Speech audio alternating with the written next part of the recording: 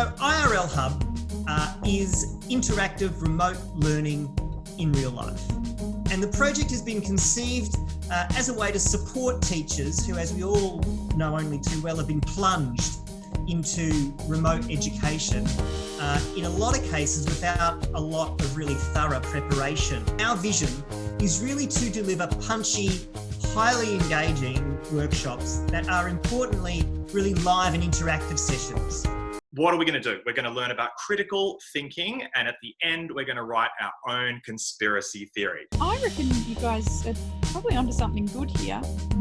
I'm drama and English, and the thing that strikes me about this that sets it apart a little bit is the workshop idea. I'm the head of science down here at a public college in Hobart, which is grade 11 and 12. If you were to get kids involved, and then they embrace this sort of thing.